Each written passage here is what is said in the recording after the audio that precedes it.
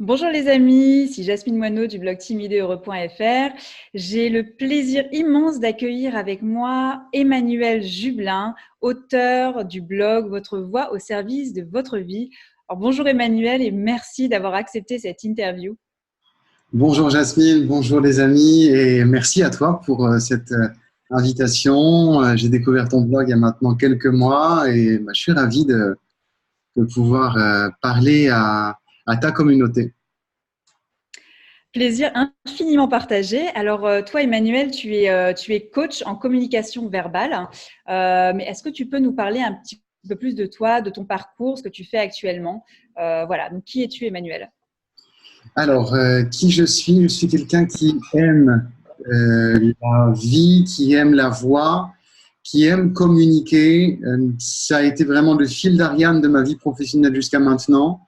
Aujourd'hui, j'ai vraiment le grand plaisir d'enseigner la prise de parole en public dans des centres de formation, dans des business schools et aussi en lycée, que c'est la grande nouveauté actuelle de la transformation du lycée. Je suis très fier de pouvoir m'inscrire dans cette dynamique parce que les jeunes ont un besoin mais tellement grand d'être en confiance. Ils veulent impacter le monde, mais il manque sur leur téléphone, il manque d'applications pour véhiculer, transmettre, faire savoir ce qu'ils veulent apporter au monde. Et donc, c'est mon rôle que je fais avec passion, humilité, parce que chaque personne a des attentes, des nécessités qui sont différentes. Ce qui fait qu'aujourd'hui, j'ai décidé aussi de le partager avec le blog, parce que j'ai enseigné toute ma vie, j'ai chanté, j'ai fait des centaines de concerts en Europe, en France majoritairement, mais aussi énormément dans différents pays. Ce que j'ai adoré dans ma carrière de musicien, c'est parler aux gens dans les concerts, de faire une petite pause entre deux musiques pour leur raconter l'histoire de la chanson, des petites anecdotes, faire voyager avec l'esprit vers différentes destinations, toutes simples, de dire aux gens, voilà, maintenant on va décoller, attachez vos ceintures, on va maintenant prendre l'avion vers l'Irlande, maintenant on va aller à de l'autre côté de l'océan. Et je me rendais compte que ce que j'aimais, c'était le contact, c'était le partage. Et après est venu naturellement, coach vocal, je suis pour chanteur et chanteuse. Et puis, je me suis rendu compte que c'était aussi passionnant, voire plus, de transmettre la voix au service de la voix professionnelle parce il y a un potentiel de développement de soi, de plaisir de faire sonner qui on est, ce qu'on contient, qui fait que j'ai du contenu à revendre et surtout à partager avec grand bonheur et générosité. Alors, c'est vrai, je vais être tout à fait honnête. Quand j'ai découvert ton blog, je me suis dit, qu'est-ce que c'est que ça? C'était la première fois que je voyais une approche du côté de la voix et je me suis dit, ce mec est totalement révolutionnaire. Il est en train de révolutionner le monde du développement personnel. Et voilà, je suis vraiment fan de tout ce que tu fais. Et c'est vrai qu'on n'y pense pas, mais la voix dans la communication, c'est, il me semble, si je me rappelle bien, environ 40% de l'impact que tu donnes à la personne en face de toi. Et pourquoi on n'y a pas pensé plus tôt? Il fallait qu'Emmanuel Jublin arrive et déchire le game Merci. pour imposer la voix dans le développement personnel. Donc voilà, bravo, bravo pour ton blog et tout ce que tu arrives à faire passer comme message via la voix. Et voilà. Et ce qui m'amène à te demander comment est venue cette passion pour la voix? Ma passion pour la voix, elle est une passion pour le son le plus respectueux des oreilles des autres. Chacun a sa voix, mais on peut l'adoucir, on peut l'arrondir, on peut la faire développer dans les aigus, dans les graves, suivant là où en est une personne. Et quand j'ai appris mon métier de chanteur, où j'ai investi énormément de mes voyages, de mon temps et aussi de mon argent, l'anecdote, c'est que j'ai économisé plusieurs fois pour passer mon permis. Mais en fait, je l'ai passé hyper tard parce qu'à chaque fois, j'avais the stage que je voulais faire. Et donc, j'ai mis l'argent en fait de mon permis pour apprendre la musique chorale, la direction chorale, la voix. J'ai fait des EasyJet du sud de la France jusqu'à Bâle en Suisse pour prendre des cours avec la personne qui a été mon dernier prof. Et, et à un moment, je me suis dit, la voix, c'est tellement humain, c'est tellement véhicule d'émotions, du message. Quand j'ai lu ensuite des livres, tu sais, comme Comment se faire des amis de Dale Carnegie, où j'ai réalisé que, mince, il y a 85% de non-dit qui va être retenu, c'est 15% ce que tu dis. Ensuite, je suis allé fouiller, je suis allé voir qu'est-ce que c'est que le langage non-verbal. Et oui, j'ai vu, pour faire écho à ce que tu disais, il y a certainement une niche à élargir. C'est le message, la façon de transmettre ton message est tellement important parce que tu es dépositaire de toute une expérience. La façon avec laquelle tu vas le présenter va déclencher chez les personnes toute une gamme d'empathie, de sympathie pour que non seulement, évidemment, tu captes l'attention intellectuelle des personnes, mais que tu puisses aussi aller faire une prise directe de cœur à cœur et sans être dans l'équivoque, mais de corps à corps au sens que c'est une vibration corporelle. Quand tu parles, eh bien, il y a plein de zones du corps humain qui vibrent. C'est les cordes vocales qui sont l'épicentre, mais je me suis permis de venir à faire cette interview avec cet objet-là, qui est un objet de musicien, qui est le diapason. On peut filer une métaphore, être au diapason avec les personnes.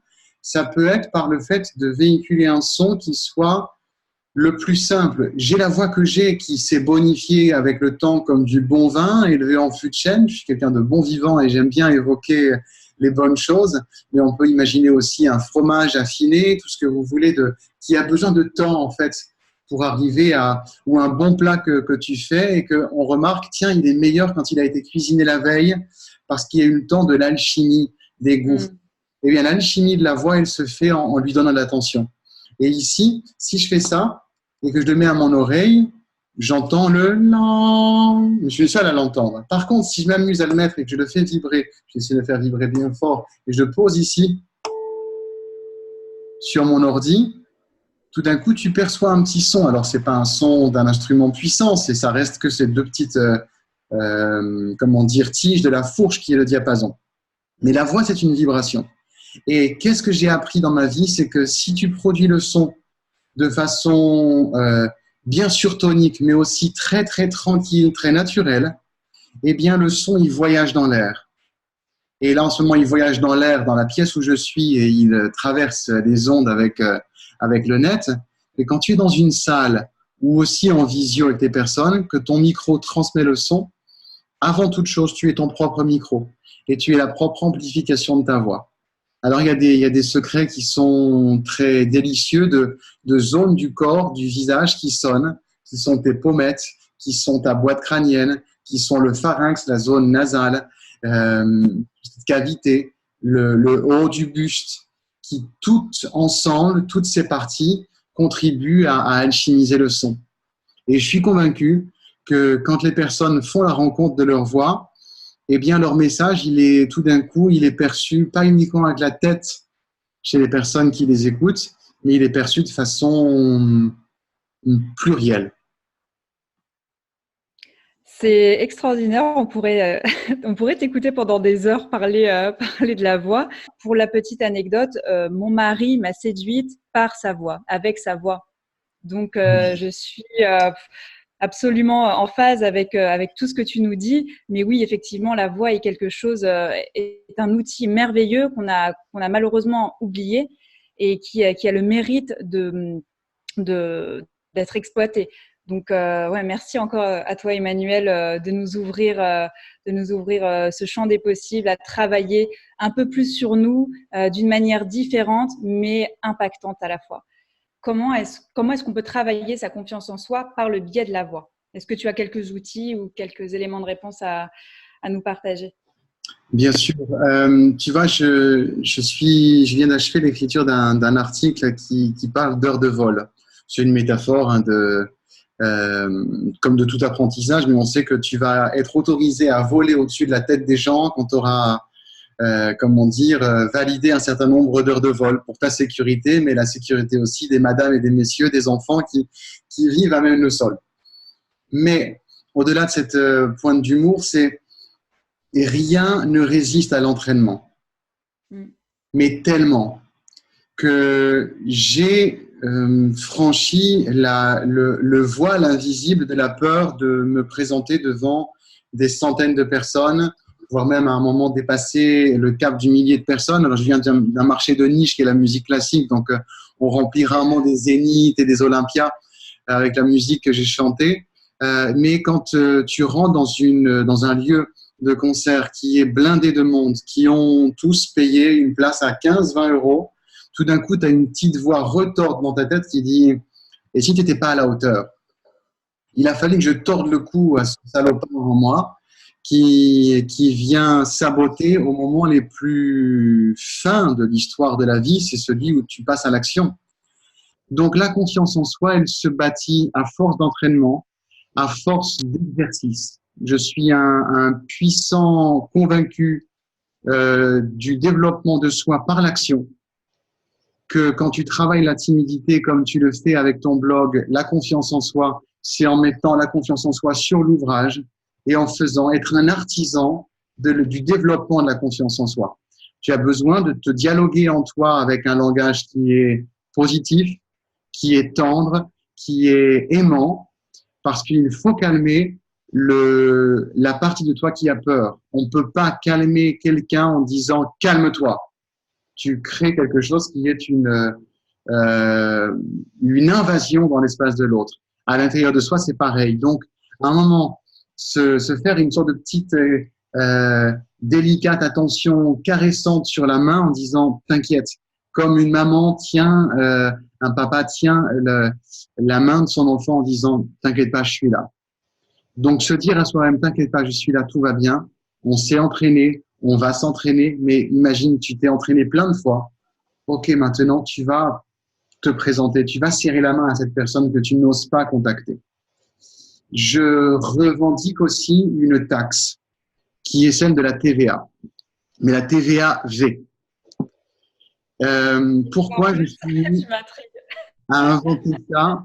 Parce que, en tant qu'entrepreneur, on est au fait des taxes et puis de se dire, tiens, ok, imaginons qu'est-ce que c'est la TVA vocale. Tu as préparé 5 heures de temps ton intervention, parce que tu vas faire une conférence, une intervention, un pitch dans ton entreprise pour présenter ton blog. Tu es invité à un panel d'entrepreneurs et on te dit, Jasmine Moineau, vous avez 10 minutes pour présenter votre blog.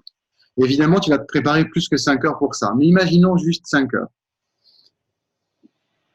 Combien de temps les personnes s'entraînent à présenter ce qu'elles ont préparé pendant X heures? Tu fais un sondage, les personnes elles disent soit réponse A, je ne me suis pas entraîné, parce qu'elles ont focalisé que sur le contenu des mots choisis, mais elles n'ont pas entraîné leur voix à le dire, bon sang de sort. Et donc, à minima, s'imposer cette TVA-V. Faisons les choses. On ne va pas faire la TVA de la restauration. Non, c'est pas assez. Même si heureusement qu'elle est que de 5,5 ou de 7,5 suivant les cas pour ce type d'économie, c'est 20%. Tu dois te taxer à toi-même 20% de temps supplémentaire. Tu as préparé 5 heures l'écrit, tu dois à minima t'entraîner pendant 1 heure.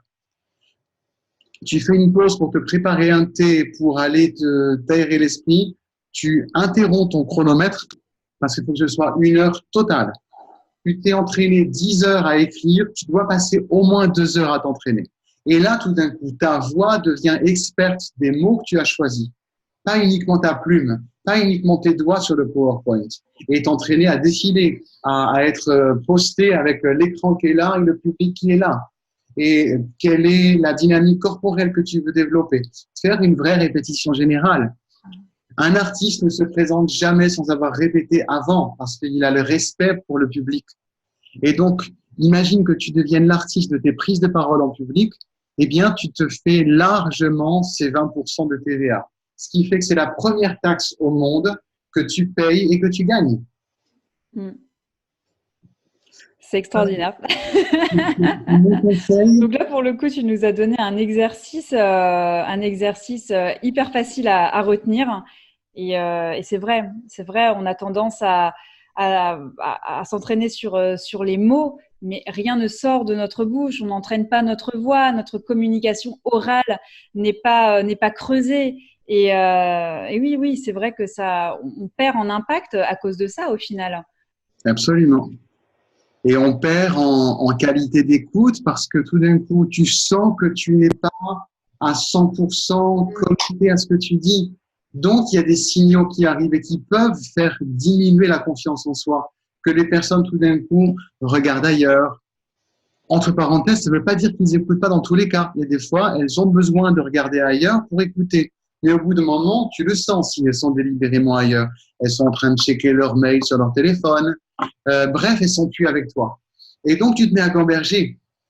Que si on prend en amont les choses, tu t'entraînes, Et il y a une autre astuce que j'aimerais te donner, c'est l'astuce euh, pas du resto, lapsus. Tu invites des potes chez toi et tu leur dis, j'ai besoin de m'entraîner. Et ça, c'est plus, par exemple, pour les jeunes qui présentent des examens où tu as un entretien d'embauche et tu sens que tu as le trac. Tu invites ta meilleure amie à faire une simulation de cet entretien. Tu lui demandes pas un feedback d'experte, à moins qu'elle soit une experte, mais tu lui dis, écoute, j'ai besoin d'être écoutée. Parce que dans cette TVAV, il y a l'entraînement que tu vas faire toute seule chez toi, mais il y a un moment, il y a besoin de se familiariser avec l'écoute de l'autre. Parce que dans le phénomène de l'écoute de l'autre, il y a une altération de l'attention. L'attention est différente. On en prend pour appui les études dans le domaine de la physique quantique. J'ai eu récemment, je dois beaucoup à Blablacar, je fais beaucoup d'allers-retours à Blablacar et je suis le chauffeur et j'ai des gens qui sont passionnants. Parenthèse, c'est grâce à Blablacar que j'ai eu l'idée de mon blog parce que j'ai vu des jeunes qui avaient une terrible nécessité de trouver des compétences, d'avoir des outils pour pouvoir développer leur voix. Donc, j'avais le choix entre la musique et la voix parlée. J'ai décidé d'investir mon premier blog sur ça parce que je sais que je corresponds à une nécessité. J'apporte je l'espère, pour ça que j'ai mis cette image sur mon blog d'un phare, sans ambition surdimensionnée, mais d'apporter un signal aux gens. Maintenant, pourquoi je parle de Blablacar? Parce que j'ai eu récemment un chercheur en physique quantique qui m'a expliqué le phénomène que quand des petites particules sont envoyées d'un point A à un point B, elles ne vont pas vivre le même parcours si elles ne sont pas observées que si elles sont observées. S'il y a un observateur humain ou machine, la destination des particules va être différente que si personne ne regarde. Et ça, je trouve ça passionnant parce que ça correspond tellement au fait d'être écouté, comme au fait d'être regardé. Donc, se familiariser avec l'écoute de personnes qui te sont bienveillantes, bien sûr, mais ça va t'enrichir, ce qui fait que, si tu veux, tu vas vivre ensuite la situation de prise de parole en ayant une part de toi qui est familière de la situation. Tu ne pars pas intégralement dans l'inconnu. Lorsqu'on est dans l'intimité, on n'est pas pareil que quand on est avec quelqu'un d'autre, quand on est observé. Donc forcément, le fait d'avoir un regard extérieur sur nous peut nous amener à nous perfectionner. Donc très très très très bon exercice. Est-ce que tu aurais un exercice pratique pour quelqu'un qui serait timide, qui aurait la voix un petit peu tremblotante, qui aurait du mal à avoir confiance en elle en public, ou voilà, un petit exercice rapide, facile à faire tous les jours pour améliorer justement cette confiance en lui et redynamiser sa voix. Alors, celui que j'ai envie de te donner et de donner à tes amis de ta communauté timide et heureux, c'est un exercice de souffle très facile à faire qui peut se précéder d'une activité sportive. Par exemple, tout à l'heure, j'ai eu une réunion tôt ce matin, je n'ai pas eu le temps de faire du sport, mais vers les 13-14 heures, en revenant à la maison, j'ai pris mon petit vélo d'appartement, parce que là où chez moi je suis, il fait trop chaud, pour sortir, mais j'ai fait 10-15 minutes de faire tourner mes jambes pour dynamiser, pour que je sois, on va dire, bien réveillé, que mon corps soit réveillé pour notre interview. Donc, bouger est le premier conseil que je donne, bouger, tonifier. Mais maintenant, je vais me lever.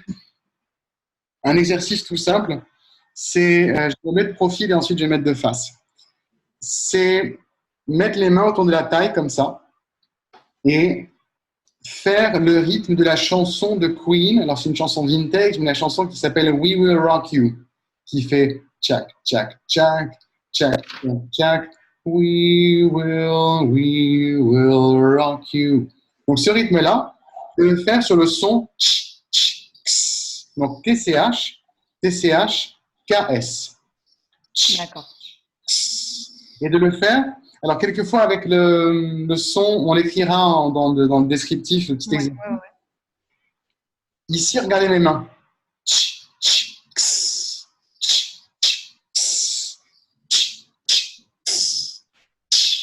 J'envoie une impulsion avec le ventre. Parce que souvent, si les personnes chevrotent, j'ai donné cet exercice en écho à ta question, surtout pour la question quand tu as balayé, en disant si les personnes ont une voix qui peut tout d'un coup être faible, manquer d'amplitude ou les lâcher, un peu les trahir au moment où il faut juste pas. Eh bien, si tu prends l'habitude d'impulser avec le ventre au début des phrases, sur les premières syllabes, les premiers sons, parce qu'il n'est jamais donné 2 fois l'occasion de faire une bonne première impression.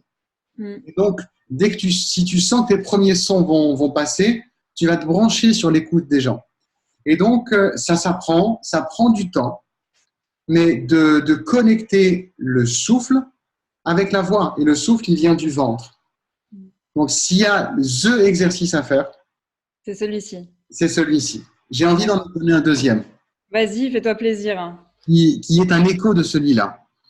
C'est un exercice que j'ai fini par trouver, et j'aime bien faire ça parce que j'ai payé des fortunes pour le trouver, cet exercice. Vraiment, j'ai fait un emprunt pour pouvoir financer tous mes cours que j'ai fait en faisant mon tour d'Europe. Et mon dernier prof, qui maintenant d'ailleurs n'est plus de ce monde, il s'appelait Richard Levitt, américain vivant à Bâle. Un jour, il m'a dit, écoute Emmanuel, it's time for you to learn the secret. C'est maintenant le moment que tu connaisses ce secret du voile du palais. Le voile du palais, c'est cette membrane à l'intérieur qui bouge quand tu bailles et qui se dilate. Si tu imagines que tu as un bonbon à la menthe dans la bouche, petit bonbon rafraîchissant, la pique qui chante ou autre, on mettra un petit lien affilié, la pique qui chante en dessous de l'interview. Tu inspires par la bouche en faisant et tu expires par le même trajet. J'appelle cette respiration Dark Vador. Et ça permet de sentir comme une sorte de vent frais à l'aller et vent chaud au retour. La même zone a capté la température fraîche ou chaude. Si tu envoies le son de ta voix dans cette zone, en baissant un peu la tête, plutôt que faisant ça, parce qu'il ne faut surtout pas parler comme ça, parce que c'est pas agréable pour moi, ni pour les gens qui nous écoutent, parce qu'on se dit qu'est-ce qui lui arrive. Il faut juste parler avec la bonne inclinaison. Et quand on a besoin d'envoyer plus de son, il faut un tout petit peu incliner, mais de quelques degrés, hein, c'est 1 millimètre. Et tout d'un coup, la voix, elle se trouve être envoyée, le fluide vocal est envoyé dans cette zone, le voile du palais, et là, c'est la réverbe. C'est le micro naturel de la voix. Mais ça va dans le sens. Et ensuite. D'accord, donc de coupler ces 2 exercices, l'un à la suite de l'autre, et donc ensuite se tenir plus ou moins le menton un petit peu rentré pour envoyer un petit peu de coffre supplémentaire. Voilà. Donc, ces 2 exercices, plus la posture au niveau de la tête, le menton un petit peu baissé. Et là, à ce moment-là, on peut avoir un discours impactant. On peut aussi équilibrer, je suppose, ses émotions par rapport à ça, puisqu'on est tranquille au niveau de sa voix, on a confiance en son intonation, donc plus confiance en nous. Exactement. C'est un cercle vertueux qui se met à ce moment-là à s'activer en soi, vocalement, c'est-à-dire organiquement. Là-dessus, évidemment, la confiance que tu travailles en toi, eh bien, elle trouve sa place. C'est ça, c'est un équilibre en fait. Donc, merci beaucoup Emmanuel de nous avoir partagé ton astuce à 10 000 euros Donc, je te remercie encore une fois de m'avoir accordé ton temps, de nous avoir partagé tes astuces, ton savoir et de nous donner aussi l'envie de travailler sur nous d'une autre manière. Donc, merci Emmanuel. À bientôt, merci les amis et bon vent dans la communauté Timide et Heureux. C'était un plaisir de partager ce moment. Partagé. Je vous dis à très bientôt pour une nouvelle vidéo. Prenez soin de vous. N'oubliez pas de rester un tout petit peu timide, mais surtout heureux.